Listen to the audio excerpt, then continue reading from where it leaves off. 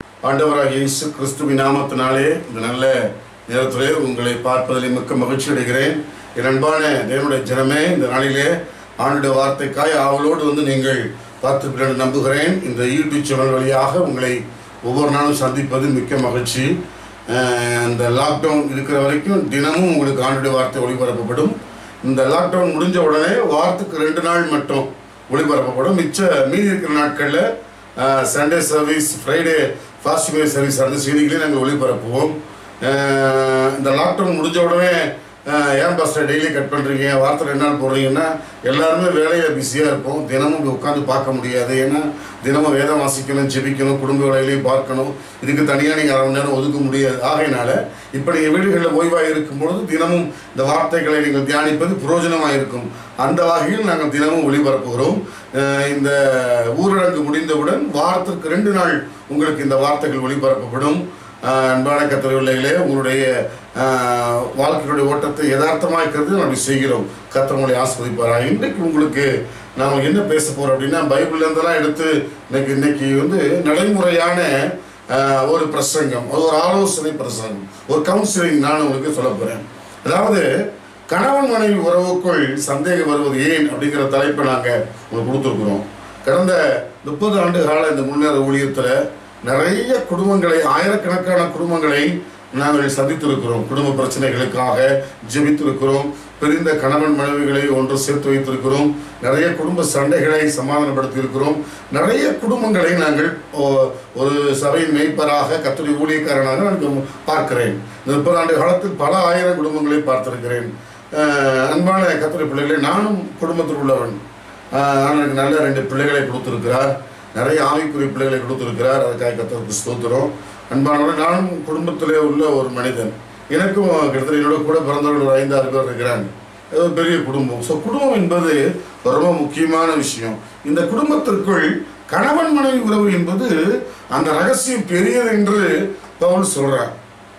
அன்பான கர்த்தருடைய பிள்ளைகளே, கிறிஸ்துவுக்கும் சபைக்கு இருக்கிற உறவை, அந்த சபை குறித்த முக்கியத்துவத்தை பவுல் சொல்லும்போது அந்த சபைக்கும் கிறிஸ்துவுக்குள்ள அந்த ரகசியத்தை, உறவை ஒப்பிடுவதற்கு கணவன் மனைவி உறவை அவன் ஒப்பிடுகிறான். எனவே கணவன் மனைவி என்பது அவ்வளவு முக்கியமான ஒரு காரியம்.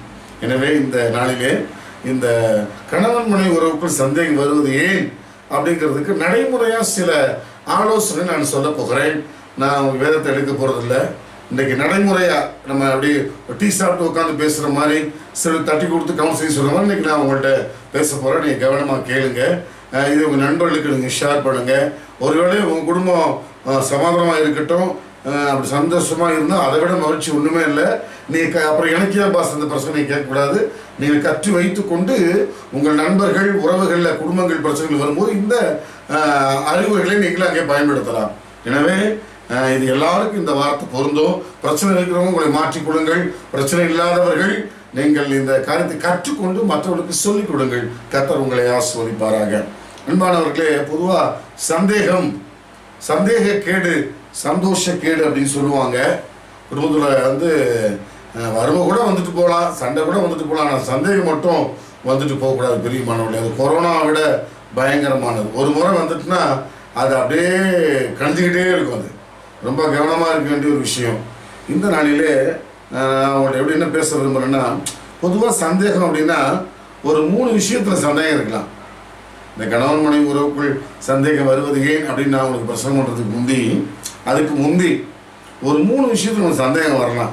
என்ன அப்படின்னு கேட்டிங்கன்னா, குற்றவாளிகளை கண்டுபிடிக்க சந்தேகம் வரும். போலீஸாருக்கும் வரும். நம்ம வேலை பார்க்குற இடத்துல வீட்டிலே ஒரு பொருள் காணாம போயிட்டால் சந்தேகப்படுவோம், யார் எடுத்திருப்பான்னு, இப்படி இருக்குமோ அப்படின்னு ஒரு அசம்ஷன். கவனிங்க, இந்த சந்தேகம் வர வேண்டியது வரக்கூடிய ஒன்று. குற்றவாளிகளை கண்டுபிடிக்க வரும் சந்தேகம். ரெண்டாவது சந்தேகம் என்னன்னா, ஒரு தீர்மானத்தை எடுக்கிறதுக்கு முந்தி, ஒரு முடிவு எடுக்கிறதுக்கு முந்தி ஒரு சந்தேகம் வரணும். எப்படி? உதாரணத்துக்கு நீ கல்யாணம் பண்ண போறீங்க, ஒரு முக்கியமான முடிவு. இந்த பொண்ணு ஒத்து வருமா, ஒத்து வராதா, இந்த ஊர் ஒத்து வருமா, வராதா, இது பிரச்சனை எடுக்குமோ அப்படின்னு ஒரு சந்தேகம் வரலாம். கல்யாணத்துக்கு முந்தி. கல்யாணத்துக்கு அப்புறம் வரக்கூடாது. உங்களுக்கு புரியுதுங்களா? அடுத்து பார்த்தீங்கன்னா, ஒரு இடம் வாங்க போகிறோம். இடம் வாங்கலாமா வேணாலும் வாங்குறதுக்கு முந்தி வரலாம். வாங்கினதுக்கு அப்புறம் வந்தால் நிம்மதி போயிடும். ஒரு பொருள் வாங்குறீங்க, ஒரு ஊருக்கு போகிறீங்க, அது போகிறதுக்கு முந்தி, இடம் வாங்குறதுக்கு முந்தி, பொருள் வாங்குறதுக்கு முந்தி, ஒரு திருமணம் செய்கிறதுக்கு முந்தி, ஒரு பொண்ணு மாப்பிள்ளை பார்க்கறதுக்கு முந்தி ஒரு டவுட் வரலாம். ஒரு தீர்மானத்தை எடுக்க போகிறோம். ஏன்னா முக்கியமான தீர்மானம். உதாரணத்துக்கு திருமணம் என்பது முக்கியமானது ஒரு விஷயம். அப்போ அந்த திருமணத்தை நடத்தும் பொழுது ஒரு பொண்ணுக்கு ஒரு மாப்பிள்ளையை பார்க்குறோன்னா அது ரொம்ப ஒரு முக்கியமான முடிவு. அப்போ 1000 முறை சந்தேகப்பட்டு நம்ம பார்க்கலாம், தப்பு கிடையாது. ஆனால் கல்யாணத்தை கூட சந்தேகப்படக்கூடாது. அதே போல் பார்த்தீங்கன்னா இந்த இடம் வாங்குறீங்க. இடம் வாங்கும் பொழுது நீங்கள் இந்த இடம் ஒத்து வருமா, ஒத்து வராதா, குடியிருக்கலாமா, இருக்க முடியாதா, டெவலப் ஆகுமா, ஆகாதும் சந்தேகம் வர்றாங்க. வானத்துக்கு அப்புறம் வந்தால் நிம்மதி போயிடும். ஆகையினால ஒரு தீர்மானத்தை, ஒரு முடிவை எடுக்கிறதுக்கு முந்தைய ஒரு சந்தேகம் வரலாம். 3வது பாதுகாப்பை குறித்து சந்தேகம். வண்டியை பூட்டினோமா இல்லையா, அப்படியே ஓடி போய் பார்த்துட்டு வருவோம். வீட்டை பூட்டினோமா இல்லையா, அப்புறம் ஒழுங்காக அந்த பையன் வண்டி ஓட்டுவானா, கொண்டு போய் சேர்ப்பானா, மழை வருமா வராதா, இப்படி நமக்கு பாதுகாப்பை குறித்து சந்தேகம் வரலாம். பஸ்ஸிலே போகிறோம், கவர்மெண்ட் பஸ்ஸில், ஒரு ப்ரைவேட் பஸ்ஸில் சென்னை போய் பாருங்கள், வால்வோ பஸ்ஸுலாம் போய் பாருங்கள், அடித்து ஓட்டுவாங்க. பயம் இருக்குது, கொண்டு போய் மெட்ராஸ் சேர்ப்பானா மேலே சேர்ப்பானான்னு ஒரு பயம் இருக்கும். ஆகையினால ஒரு பாதுகாப்பை குறித்து ஒரு சந்தேகம் வரலாம். இந்த 3 சந்தேகம் உங்களுக்கு வரலாம். ஆனால் வரக்கூடாத சந்தேகம் எதுன்னா உறவுகளில் வரக்கூடாது. நண்பர்கள், சகோதர சகோதரிகள், முக்கியமாக கணவன் மனைவி. இன்னைக்கு நம்ம என்ன சொல்ல போகிறோன்னா, குறிப்பாக கணவன் மனைவிக்குள் கணவன் மனைவிக்குள் இந்த உறவுக்குள் சந்தேகம் ஏன் வருது பாஸ்டர் அப்படின்னா, எனக்கு தெரிந்த வகையில், நான் அனுபவத்தில் கண்ட வகையிலும், ஆவியானவர் கற்றுக் கொடுத்த வகையிலும் சேர்ந்து ஒரு ஒரு ஒரு 7-8 ஆலோசனை நான் சொல்கிறேன், 10 ஆலோசனை சொல்கிறேன். கவனமாக கேளுங்க. கணவன் மனைவி கேளுங்க. ஒருவேளை திருமணம் ஆகாத பிள்ளைகளாக இருந்தாலும் நீங்கள் கேட்டு கற்று வைத்துக் கொள்ளுங்கள், நல்லது. திருமணமாகாத பிள்ளைகளும் நீங்கள் தெரிந்து வைத்துக் கொள்ளுங்கள். திருமணத்துக்கு பிற்பாடு அது உங்களுக்கு பிரயோஜனமாக இருக்கும். அன்பானவர்களே, இந்த கணவன் மனைவிக்குள் சந்தேகம் வருவது ஏன் அப்படின்னா, முக்கியமாக கவனிங்க.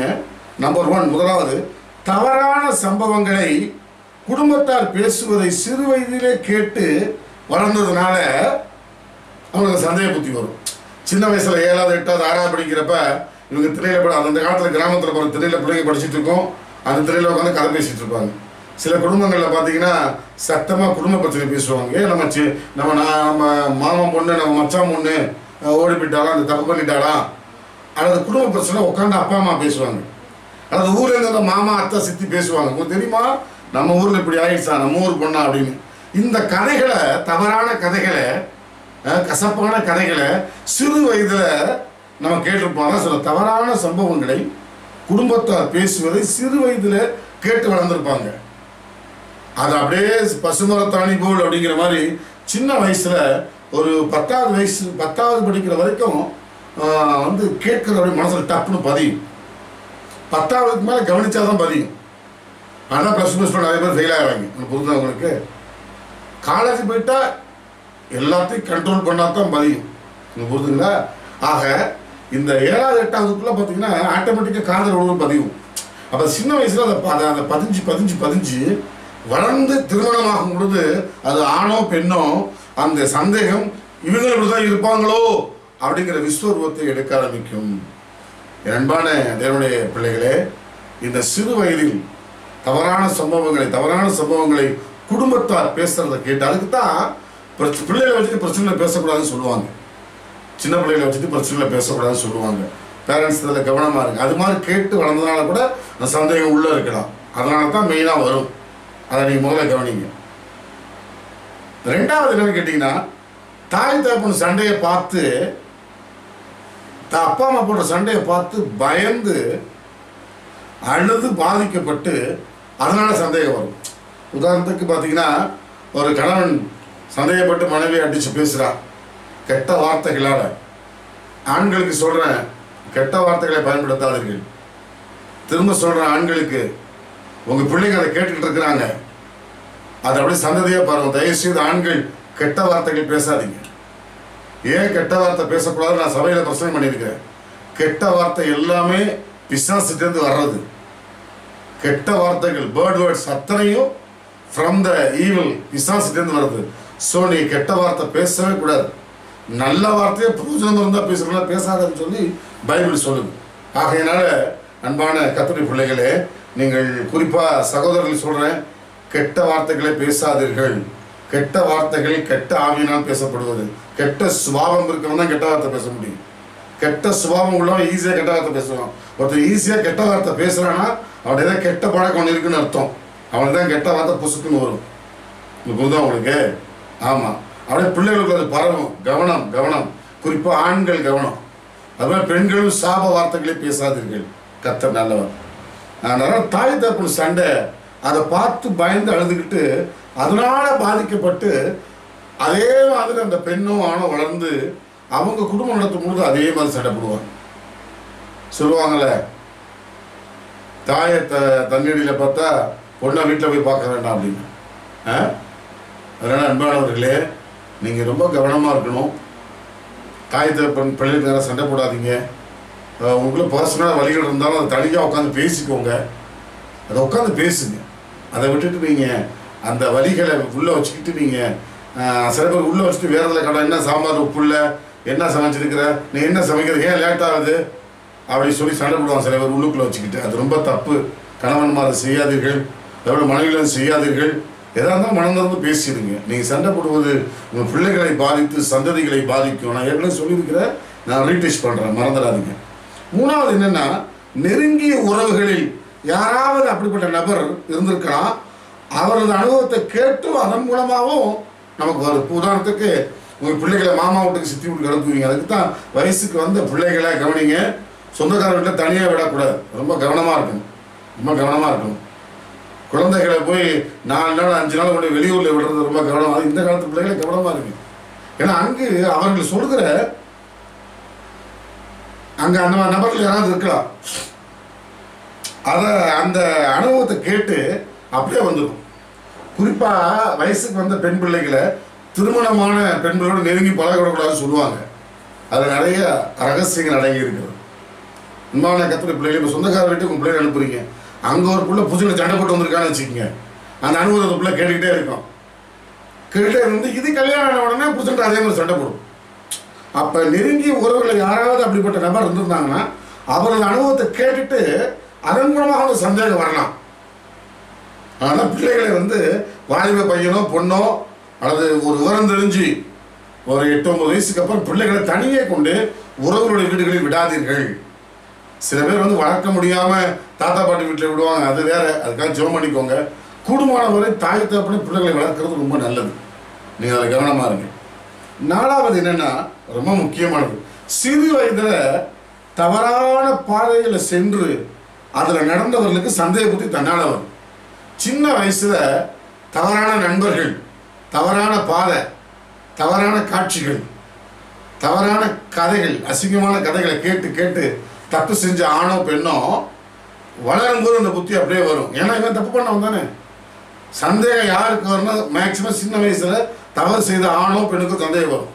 மனைவி புருஷன் சந்தேகப்படுறான்னா சின்ன வயசில் அந்த தவறுகளை அவன் செய்திருக்கலாம். கணவன் மனைவி சந்தேகப்படுறான்னா சந்தேகப்பட்டு ரொம்ப அடித்து கொடூரமாக பேசுகிறான். சின்ன வயசில் அவன் தவறான பாதையில் போயிருப்பான். அந்த அனுபவம் பேசும். ரொம்ப கவனமாக இருங்க. மனைவி சந்தேகப்படுற கணவன்மார்களே இதோடு அடங்கிக்குங்க. நீங்கள் சின்ன வயசில் ஏதோ தப்பு பண்ணிருக்கீங்கன்னு அர்த்தம். தவறான பாதையில் போய் அதை நடந்தாலும் பொன்னாடி சந்தேகப்படுவான். சின்ன வயசில் தவறு செய்த பெண்கள் மனைவிகள் ஈஸியாக புருஷன் சந்தேகப்படுவாங்க. கவனமாக இருங்க. சந்தேகத்தை துரத்துங்க. அது கொடூரமான ஒரு சாத்தானுடைய ஆயுதம். தயவுசெய்து சொல்கிறேன், உங்கள் குடும்பங்களில் இருக்கிற சந்தேகத்தை இயேசுவின் நாமத்தில் துரத்துங்கள். அன்பானவர்களை, சிறு வயதில் தவறான பாதையில் சென்று அதில் நடத்தப்படுவர்களும் சந்தேக புத்தியில் ஈஸியாக மாட்டிப்பான். அது ரொம்ப முக்கியம். ரைட்டுங்களா? ஆமாம். அடுத்து பாருங்க அன்பானவர்களே, இந்த சொல்ல சின்ன வயசில் அதுனா சின்ன வயசில் பிள்ளைகளை கவனிக்கணும், கண்காணிக்கணும். நான் வாலிபர்களுக்கு பேசும்போது சொல்கிறேன், பேரண்ட்ஸ் வாலிபர் பிள்ளைகளை கண்காணியுங்கள், கவனிங்க. என்ன பண்ணுறாங்க, என்ன டெசிஷன்ஸ் பண்ணுறாங்க, எப்போ குளிக்கிறான், எப்போ துணி மாற்றுறாங்க, அது ஆணோ பெண்ணோ, டிவியில் எவ்வளோ நேரம் உட்காந்துருக்குறான், எந்த வீட்டில் பக்கத்து வீட்டில் எவ்வளோ நேரம் பேசுகிறாங்க, பாடம் எவ்வளோ நேரம் படிக்கிறாங்க, எவ்வளோ நேரம் ஜெபம் பண்ணுறாங்க, இதெல்லாம் நீங்கள் கண்காணிக்க வேண்டும், கவனிக்க வேண்டும். நான் நிறைய பிள்ளைகள் வளர்ப்பு நான் சொல்லியிருக்கிற சபையில்.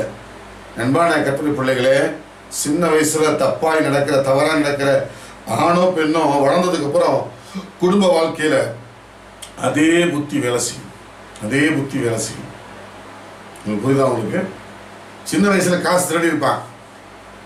இவன் சம்பாரிச்சு பார்த்தீங்கன்னா பொண்டாட்டிகிட்ட கொடுக்க மாட்டான் காசு. ஏன்னா திருடி போட பயம் வரும். இவன் திரும்ப வந்தானே, நீ சின்ன வயசில் காசை திரும்ப வந்தானே, அதே பயம் அப்படியே வரும். நீங்கள் ரொம்ப கவனமாக இருக்கணும். சந்தேகம் நமக்கு வேண்டாம். 5வது, நெருங்கிய நண்பர்கள் உடன் வேலை பார்ப்போரின் குடும்ப சண்டைகளை கேட்டும் அதே புத்தி வரலாம். சில பேர் பார்த்தீங்கன்னா நல்லவனாக இருப்பான். ஆஃபீஸில் அவனுக்கு நெருங்கிய ஃப்ரெண்டு இருப்பாங்க, வேலை செய்கிற இடத்துல நெருங்கிய ஃப்ரெண்டு இருப்பாங்க. அவங்க என்ன பண்ணுவாங்கன்னு கேட்டிங்கன்னா, அந்த சந்தேகத்தில் பாதிக்கப்பட்டு குடும்பமே உடஞ்சி போய் வந்திருப்பாங்க. அவங்க என்ன பண்ணுவாங்க, தன்னுடைய முழு ஆரங்கத்துக்கு ஒன்றும் இல்லை, ஒரு புருஷன் சந்தேகப்பட்டு மனைவியை துரத்திட்டான்னு வச்சுக்கோங்க.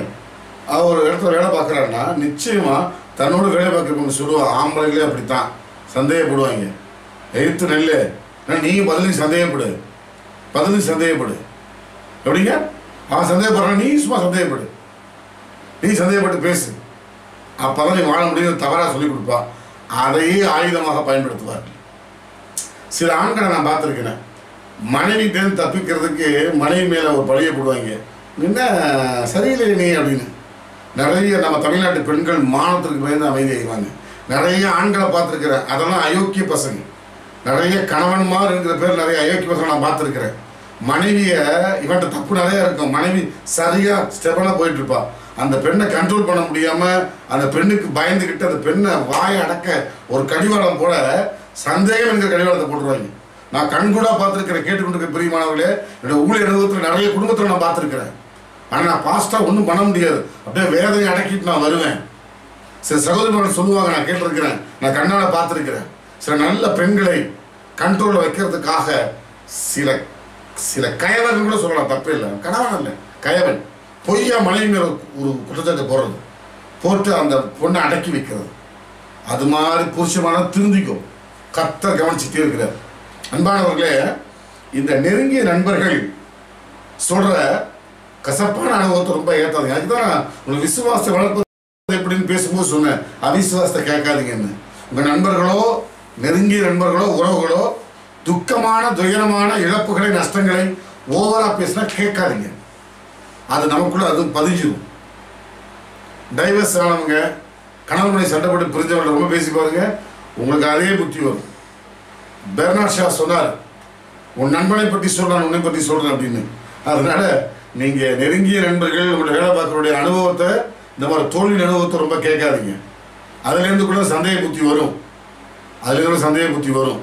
ஆமாங்க, சில நல்ல புருஷமாக இருப்பாங்க, நான் இல்லைன்னு சொல்ல முடியாது. நான் சொன்ன அந்த மாதிரி கயவர்கள் 105% தான். 95 நல்ல கணவன்மார்கள் இருக்கிறாங்க. அது அவங்க எப்படி கெட்டு போவாங்கன்னா, நண்பர்களுடைய தவறான அனுபவம், பொய்யான அனுபவத்தை கேட்டு அவங்களும் அப்படி மாறிடுவாங்க. அதுலேருந்து கூட சந்தேகம் வரலாம். நீங்கள் ரொம்ப கவனமாக இருக்கணும் கர்த்தருடைய பிள்ளைகளே, நீங்கள் ரொம்ப கவனமாக இருக்கணும். அடுத்து பார்த்தீங்கன்னா, இன்னும் முக்கியமான விஷயம் என்ன அப்படின்னு கேட்டிங்கன்னா, சிறு வயதில் உறவினர்கள் மூலம் தவறாய் நடத்தப்பட்டவர்கள் சிறு வயசுல ஒரு ஆண் பிள்ளையோ அல்லது பெண் பிள்ளையோ சிறு வயதுல நெருங்கிய உறவுகள், வீட்டுக்கு அடிக்கடி வர்ற உறவுகள் மூலமா தவறாய் நடத்தப்பட்டிருந்தால் அது மனசுல பதிஞ்சு அதுலேருந்து கூட சந்தேகம் வரலாம். அது ரொம்ப ரொம்ப முக்கியமான விஷயம். சிறு வயசுல தப்பா நடத்தப்பட்டிருப்பாங்க. அப்ப அவங்களுக்கு என்ன கேட்டீங்கன்னா, வளர வளர அதே எண்ணம் மனசுல வந்து பதியும். நீங்க ரொம்ப கவனமா இருக்கணும். அதுக்குதான் உங்க வீடுகளில் யாரை அளவு பண்ணுறீங்கிறது ரொம்ப முக்கியம். நீங்கள் ரொம்ப கவனமாக இருக்கணும் பெரியவர்களே. இந்த காலத்தை பொறுத்த வரைக்கும் பிள்ளைகளுக்கு பாதுகாப்பு ரொம்ப அவசியம். ஆண் பிள்ளையோ பெண் பிள்ளையோ ரொம்ப கவனமாக இருங்க. உங்கள் பிள்ளைகளை யார் தொட்டு பேசுகிறாங்கிறத கவனிங்க, கண்காணிங்க.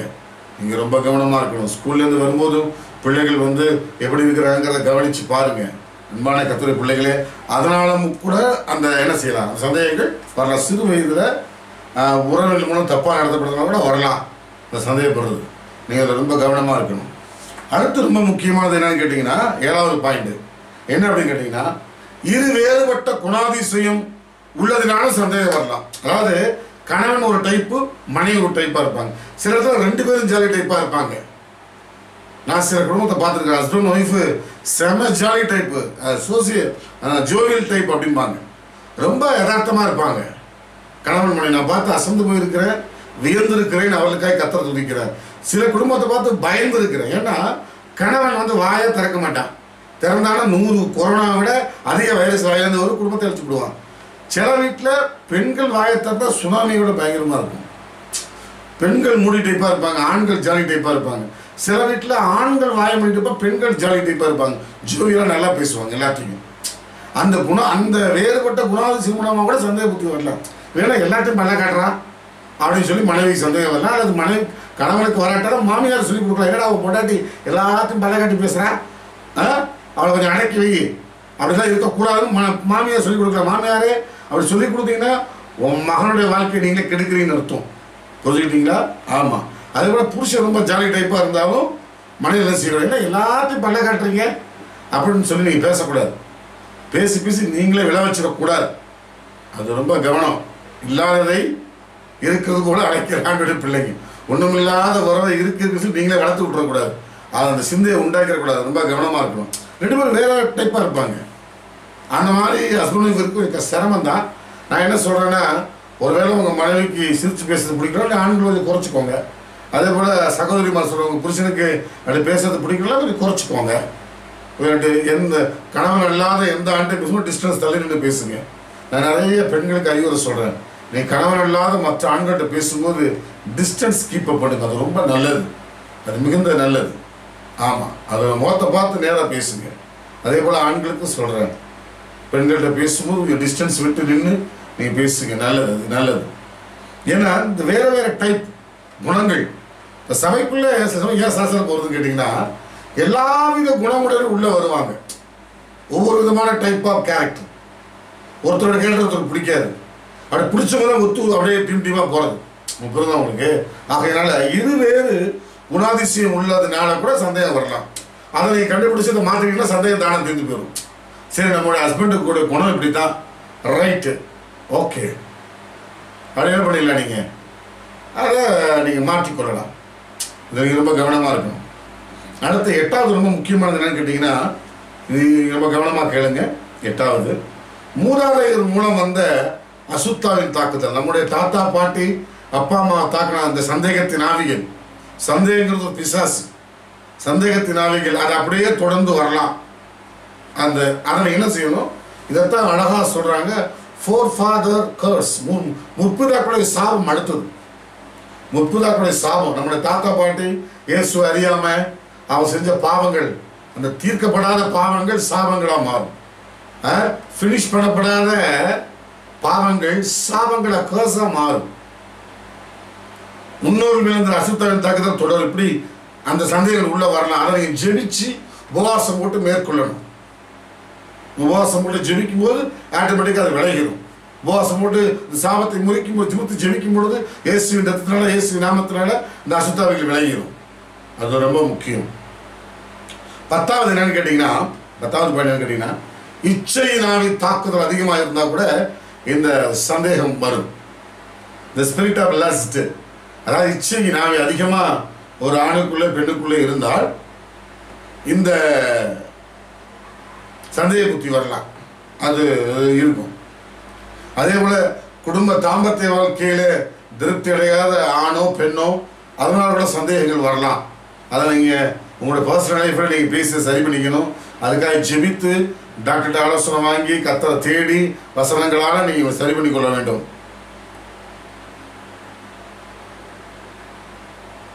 அடுத்து பார்த்தீங்கன்னா, அந்த இச்சை நாவி, அதான் சொல்ல இச்சை நாவி, அந்த ஸ்பிரிட் ஆஃப் லஸ்ட், அந்த சந்தேகத்தை உண்டாகும். அதை நீங்கள் கடித்து ஜெபிக்கும் பொழுது அந்த சந்தேகங்கள் மாறுவதற்கான வாய்ப்புகள் நிறைய உண்டு. ஆண்டவர் செய்வார் கட்டாயமாக. 11வது கடைசியாக நான் என்ன சொல்லி முடிக்கிறேன் அப்படின்னு கேட்டிங்கன்னா, சில தவறு செய்து திருந்தி இருந்தாலும், ஆணோ பெண்ணோ, தவறு செய்யாத ஒரு பாவமும் செய்யாத நீதிமான் இல்லையேன்னு வேதம் சொல்லுது. எல்லாரும் பாவம் செய்து தேவ மகிமையற்று போயிட்டோம். அதனால தவறு எல்லாத்தையும் இருக்கும். ஒரு சில சமயம் தவறு செய்து உங்கள் கணவன் திருந்து இருக்கலாம், அல்லது தவறு செய்து உங்கள் மனைவி திருந்து இருக்கலாம். ஆனால் அதை ஏற்றுக்கொள்ளும் மனப்பக்குவம் இல்லாமல் அவர்களை பழைய கண்ணோட்டத்திலேயே நீங்கள் பார்க்கும்போது சந்தேகம் வந்துடும். இவன் அப்படி பண்ணவன் தானே, இவன் இப்படி செஞ்சவன் தானே அப்படின்னு உங்களுக்கு அந்த எண்ணம் வந்துச்சுன்னா அது அந்த அந்த சந்தேக புத்தி ஆட்டோமேட்டிக்காக வந்துடும். இதில் நீங்கள் ரொம்ப கவனமாக இருக்கணும். எனக்கு ஆண்டவர் கற்றுக் கொடுத்த வகையில் ஊழியத்தில் கற்றுக் கொடுத்ததையும் நிறைய குடும்பத்தில் பார்த்து சேர்த்து வச்சு நான் சொல்லியிருக்கிறேன். தயவு செய்து அன்பான கர்த்தருடைய பிள்ளைகளே, உங்கள் குடும்பத்துக்குள்ளே கேட்டுக்கொண்டிருக்கிற கணவன் மனைவி உங்களுக்குள்ள சந்தேகம் இருந்துச்சுன்னா தயவு செய்து அதை தூர போடுங்க. நீங்கள் சந்தேகப்படுறதுனால பிரச்சனை தீர போகிறதில்ல, அது பெருசாக போகுது. அதே சந்தேகத்தை ஆண்டுடைய பாதத்தில் கொண்டு வாங்க. அவர் உங்களை விசாரிக்கிறவரானபடினால் உங்கள் கவலைகள் எல்லாம் அவர் மேல் வைத்து விடுங்கள். நல்லா உங்களுக்குள்ள குடும்பத்தில் சந்தேக பிரச்சனை இருக்கா? ஆண் கணவன் உங்களை சந்தேகப்படுறாரா, அல்லது மனைவி உங்களை சந்தேகப்படுறாங்களா, நீ அப்படி பாதிக்கப்பட்டிருக்கீங்களா? ஒரு உபவாசத்தை தனியாக போடுங்க. போட்டு தேவசமத்தில் அழுது நான் சொன்ன அந்த காரியங்களை அறிக்கிட்டு, இப்போ நான் ரெண்டாவது ரிப்பீட் பண்ண முடியாத டைம் குறைஞ்சிருச்சு. இதை ரெக்கார்ட் பண்ணி டவுன்லோட் பண்ணி நீங்கள் என்ன பண்ணுங்க, திரும்ப போட்டு கேட்டு அதை நீங்கள் சரி செய்து கொள்ளுங்கள். அப்படி உங்கள் வீட்டில் ஒரு சந்தேகம் இருக்குமானால் என் அன்பான கர்த்தருடைய பிள்ளைகளே, நீங்கள் எவ்வளோ சீக்கிரம் முடியுமோ அவ்வளோ சீக்கிரம் அதை விட்டு வெளியே வாருங்கள். ஆண்டுடைய வருகை ரொம்ப சமீபம். ஆண்டுடைய வருகைக்கு நம்ம போகணும். அதன் மேலே கவனத்தை வைங்க. சும்மா கணவன் மனைவிகளை சண்டை போட்டுக்கிட்டு உங்கள் நிம்மதியை கெடுத்துக்கிட்டு, உங்களை சார்ந்த உங்கள் அப்பா அம்மா நிம்மதியை கெடுத்துட்டு, உங்கள் பிள்ளைங்க நிம்மதியை கெடுத்துட்டு நீங்கள் என்ன தள்ளிட்டு போகிறீங்க? எனவே அன்பானவர்களே, நீங்கள் சந்தேகத்தை துரத்துங்கள். அது பயங்கரமான இச்சையின் ஆவி, சந்தேகத்தின் ஆவி. அது சாபத்தின் வழியாக வருகிறது, முற்பதாக்கள் வழியாக வருகிறது. நான் சொன்ன இந்த காரணங்கள் எல்லாத்தினாலே வருகிறது. அது எதுங்கிறத பார்த்து செக் பண்ணுங்க. உபவாசம் போட்டு உங்களை நீங்களே சுய பரிசோதனை செய்து கொள்ளுங்கள். ஆண்டு உட்கார்ந்து அமருங்க, பரிசுத்த ஆவியை கேளுங்க. நான் பரிசுத்த ஆவி பற்றி அத்தனை பேரும் நல்லா அந்நிய பாஷையில பேசி ஆவியில நிறைந்து அந்நிய பாஷைகளை பேசி உபவாசம் போட்டு இந்த டவுட்டுங்கிற ஸ்பிரிட் ஆஃப் டவுட், சந்தேகத்தினாலே துரத்துறதுக்கு நல்ல ஃபாஸ்டிங் போட்டு பல மணி நேரம் அந்நிய பாஷையில பேசி ஆவியை நிரம்பி தேவ சமூகத்தில் இருக்கும் பொழுது கர்த்தர் எதனால வந்துச்சு இந்த டவுட்டு, இந்த ஸ்பிரிட் அப்படிங்கிறத சொல்லுவாரு. அதை கடிந்து இயேசுவின் நாமத்தில், இயேசுவின் ரத்தத்தில், இயேசுவின் நாமத்தை சொல்லும் பொழுது அந்த அசத்தை விலகி ஓடும். குடும்பம் சமாதானமா இருக்கும். ஆண்டுடைய வருகை ரொம்ப சமீபம். உங்களுக்கு நல்ல குடும்பத்தை கர்த்தர் தந்திருக்கிறார், நல்ல குழந்தைகளை கர்த்தர் தந்திருக்கிறார், நல்ல வேலைகளை தந்திருக்கிறார், நல்ல பொசிஷனை கர்த்தர் தந்திருக்கிறார். எனவே இந்த சந்தேகத்தை துரத்துங்க. சந்தேகம் என்பது ஒரு கீழ்த்தரமான பிசாசுடைய செயல். அதை துரத்துங்க. ஒருவேளை உங்க மனசுல மாற்றவே முடியாதுன்னு நீங்க அழுத்தி பல வருஷமா இருந்தா தயவுசெய்து உபவாசம் போட்டு அதை துரத்துங்கள். அன்பான கர்த்தருடைய பிள்ளைகளே, உங்களுக்குள் இருக்கிற நல்ல ஆவிக்குரிய வரங்களை, ஆவிக்குரிய காரியங்களை அனல் மூட்டி எழுப்பி ஆவிக்குரிய காரியத்தில் ஊழியத்தில் உங்கள் மனதை திருப்புங்கள். வேதத்தை வாசிப்பதில் ஜீவிப்பதில் மனதை திருப்புங்கள். அன்பான கர்த்தருடைய பிள்ளைகளே, கர்த்தர் உங்கள் குடும்பத்தை விட்டு சந்தேகத்தின் ஆவியை துரத்துவாராக. இப்போது நானும் ஜெபிக்க போகிறேன். கர்த்தர் குடும்பத்தை வச்சு உதவி செய்வார். இருக்கிற இடங்களை கண்களை மூடி ஜெபிப்போம். ஒருவேளை நீங்க சொல்லலாம், என் குடும்பம் நல்லா தானே இருந்தா, அப்படி இருந்தால் ரொம்ப சந்தோஷம். இதை கட்டி வச்சுக்கிட்டு மற்ற குடும்பத்துக்காக ஜெபம் பண்ணுங்க. ஒருவேளை உங்க உறவுகள் அப்படி சந்தேகமுள்ள பிரச்சனைகள் குடும்பத்தை கேள்விப்பட்டால் இப்ப கூட அவளுக்காக ஜெபிக்கலாம். நாம் இருக்கிற கண்களை மூடி ஜெபிப்போம். நிச்சயமா சாட்சி சொல்ல வைப்பார் ஆண்டவர். ஜெபிக்கலாமா? மகா பரிசுத்தமுள்ள நல்ல ஆண்டவரே, கணவன் மனைவி உறவுக்குள் சந்தேகம் வருவது ஏன் அப்படிங்கிறதை குறித்து ஆண்டவரே நீர் கற்றுக் கொடுத்ததையும் நீர் ஊழியத்திலே காண வைத்ததையும் ஆண்டவரே பிள்ளைகளுக்கு சொல்லியிருக்கிற ஆண்டவரே, இந்த நாளிலே இந்த பிரசங்கத்தை கேட்டு ஜெபித்துக் கொண்டிருக்கிற ஒவ்வொரு சகோதரி, ஒவ்வொரு ஆண்டவரை கணவன், ஒவ்வொரு சகோதரர்களுக்குள்ள இருக்கிற எல்லா சந்தேகங்கள், ஒருவேளை இதை கேட்டுக்கொண்டிருக்கிற பிள்ளைகள் அல்லது நண்பர்கள் அல்லது உறவினர்கள் அல்லது தெரிந்தவர்கள் யார் குடும்பத்திலேயாவது இப்படிப்பட்ட அந்த சந்தேகத்தின் ஆவி இருக்குமானால் இயேசு கிறிஸ்துவின் இரத்தத்தினாலே ஆண்டவரை 3ஆம் நாள் உயிரோடு எழுந்து மரணத்தை ஜெயித்த இயேசு கிறிஸ்துவின் நாமத்தினாலே, வானத்திலும் பூமியிலும் சகல அதிகாரமுடைய இயேசு கிறிஸ்துவின் நாமத்தினாலே இந்த குடும்பங்களில் இருக்கிற கணவன் மனைவி கொடுக்கிற சந்தேகத்தின் ஆவிகளை, சந்தேகத்தை கொண்டு வார்த்தைகளை, நினைவுகளை கொண்டு வருகிற பிசாசின் கிரியைகளை இயேசு கிறிஸ்துவின் நாமத்தில் கடினப்படுத்துகிற ஆண்டவரே, அவருடைய அப்பா அம்மா வழியில வந்ததா இருந்தாலும், ஆண்டவரே சாபத்தில் வந்ததா இருந்தாலும் இயேசுவின் நாமத்தில் அந்த பாவங்கள் மன்னிக்கப்பட்டு அந்த சாபங்கள் இயேசு கிறிஸ்துவின் ரத்தத்தால் கழுவப்பட்டு இயேசுவின் நாமத்தினால் மீட்கப்படுவார்களாக. எல்லா சந்தேகத்தை கொண்டு வருகிற அந்த மூலையில் இருக்கிற பழைய நினைவுகளை எரஸ் பண்ற அந்த சந்தேக கண்ணை உடைக்கிற ஆண்டவரே, நேசிக்கிற இருதயம் உண்மையான அன்பு பிள்ளைகளுக்கு வருவதாக. எல்லா சந்தேக புத்தியை தருகிற அசுத்தாவிகளை, இச்சை நாவிகளை கடிந்து துரத்துகிற சிந்தைகளுக்குள், எண்ணங்களுக்குள், இருதயத்திற்குள் ஆண்டுடைய வல்லமை இறங்குவதாக. கிறிஸ்துவின் உயிர்த்தெழுந்த வல்லமை இறங்குவதாக. பரிசுத்த ஆவியானவரே, எங்களுடைய துணையாளரே, எங்களுக்குள் இருக்கிறவரே, எங்களுக்குள் ஜீவ காலமாய் நித்திய காலமாய் ஜீவ நிறுத்தாய் பொங்குகிற பரிசுத்த ஆவியானவரே, எங்களுக்காக ஜெபிக்கிற பரிசுத்த ஆவியானவரே, எங்களை பாதுகாக்கிறவரே, எங்களை வழிநடத்துகிறவரே, இப்பொழுது இந்த பிள்ளைகளுக்குள்ள இறங்கி வருவீராக. எல்லா சந்தேகத்தின் ஆவி குடும்பங்களை விட்டு வெளியேறட்டும். இதுவரைக்கும் சந்தேகத்தினால் வேதனையோடு வாழ்ந்து கொண்டிருக்கிற ஒவ்வொரு கணவன் மனைவிகள் இன்றைக்கு சமாதானம் அடையட்டும். அந்த சந்தேகத்தினால் ஏற்பட்ட காயங்கள், சண்டைகள் மன வலிகள் இயேசு கிறிஸ்துவின் நாமத்தினாலே விலகி வெளியேறு என்று சொல்லுகிறேன். கிறிஸ்துவின் ரத்தத்தின் மன்னவை காயங்களை ஆற்றுவதாக. அன்பு தகப்பனே, அப்பா, பிதாவே, இயேசுவின் நாமத்தில் இந்த ஜெபத்தை ஒப்படைக்கிறேன். ஒவ்வொரு குடும்பத்திலும் சமாதானத்தை தாரும். இயேசுவின் நாமத்தில் ஜெபிக்கிறோம் நீங்கள் ஜீவனுள்ள நல்ல பிதாவே. ஆமென், ஆமென், ஆமென், ஆமென். கர்த்தர் உங்களை ஆசீர்வதிப்பாராக. Praise the Lord.